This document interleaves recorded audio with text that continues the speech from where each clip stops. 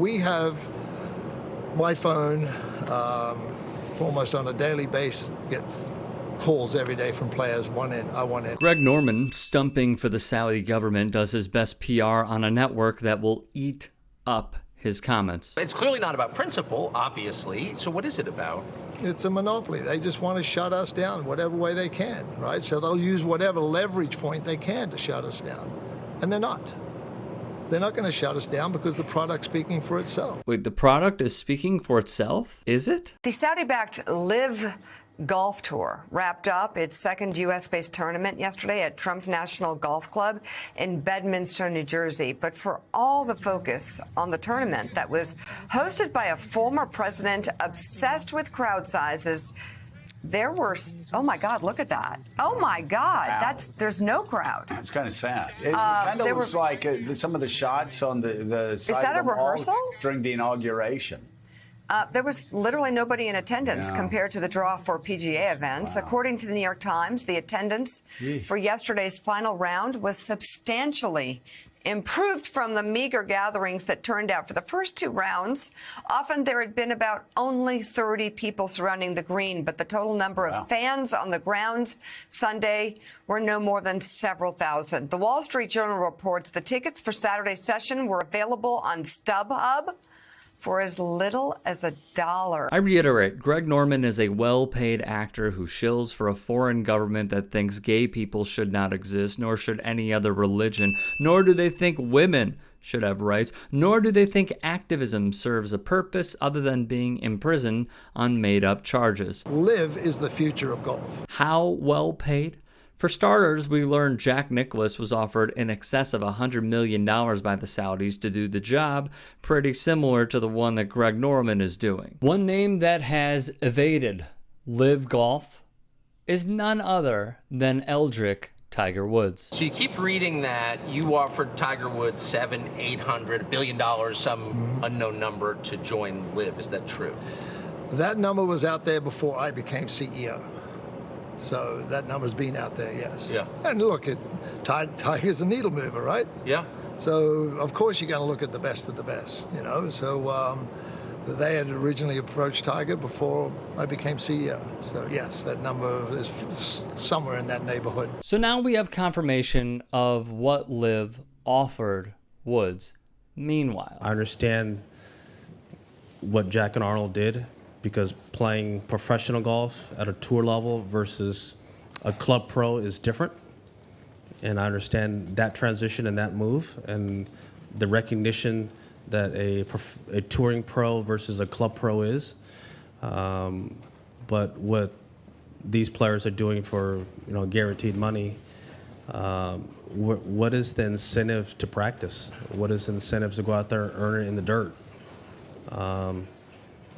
You're just getting paid a lot of money up front and playing a few events and playing 54 holes. They're trying to,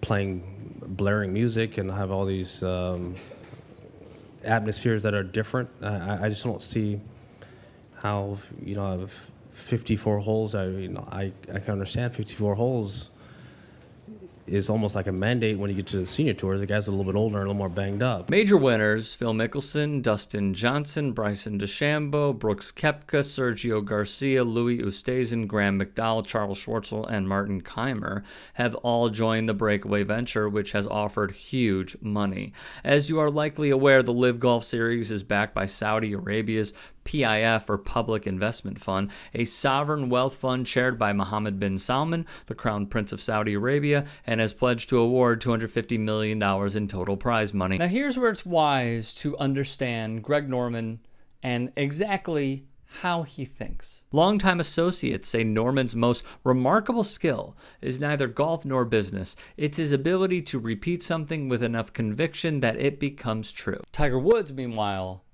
offered his insight. He went as far to criticize Norman himself for his role in the Splinter Tour. Greg has done some things that I don't think is in the best interest of our game, and we're coming back to probably the most historic and traditional place in our sport. This is something Greg Norman has said, and he will continue saying over and over and over again.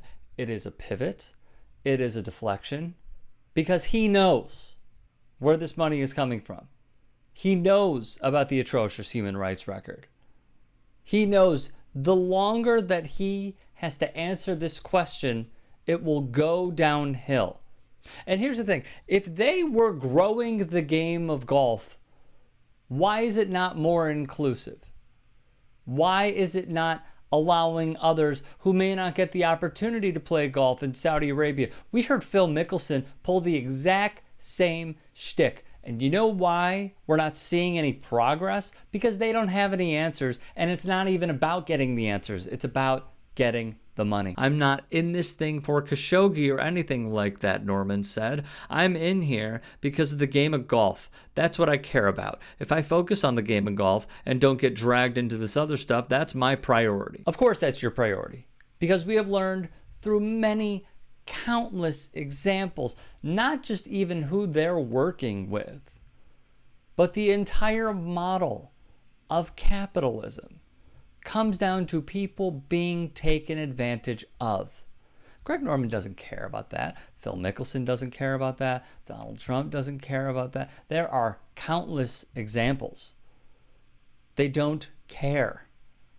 And that's why you see, no matter where it is, no matter where the dollars are, Greg Norman will gladly extend his hand, even if it means a human rights violation resulted in those dollars reaching his fingertips. Norman arrived at tournaments in a helicopter or Rolls Royce or Aston Martin or Range Rover or one of many Ferraris. He supposedly lost count. Even though I had 7 Ferraris and whatever it was, Norman says, I really wasn't a materialistic type of person. Right. He bought a 12,000-acre ranch in Colorado, a mansion on Jupiter Island, Florida, and an 87-foot sport fisher named Aussie Rules. He later called a watercraft designer in Australia and said he had drawn up specifications for his next yacht. It was to have a helipad and decompression chamber, a wine cellar, a 15-foot herb garden. Norman would design a glass pulverizer that ground his beer bottles into sand and a separate device to crush cans into quarter-sized discs. Now here's the thing, and this is important. LIV Golf has said, we're going to do the cool thing. We're going to play music, and we're going to have shotgun starts and team play, and it's going to be 54 holes instead of 72. And some have said, you know what? Maybe that's okay. The players have said it helps them out with travel and seeing family. I get that. It's one less day. But there is a reason why Greg Norman wants this. Look at this. At the Masters, Norman led the field in 1986 after 3 rounds. However, Jack Nicklaus shot a 30 on the back 9. Norman's par putt on 18 missed left, and Nicklaus became the oldest Masters champion ever. The 86 U.S. Open and PGA Championship, well, they would see similar results. Norman leading, then of course fading. At the 1993 PGA Championship, another Sunday began with Norman in the lead.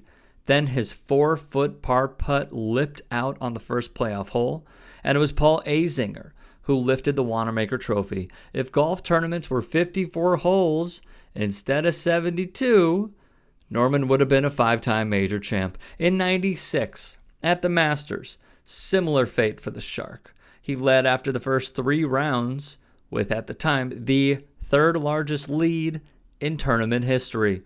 He opened with bogeys on the 1st, 4th, and 9th holes. Nick Faldo cut the lead to 2, and after 2 more bogeys and a double bogey to start the back 9, Norman had fallen out of the lead. Then his tee shot plunked into the pond at number 16.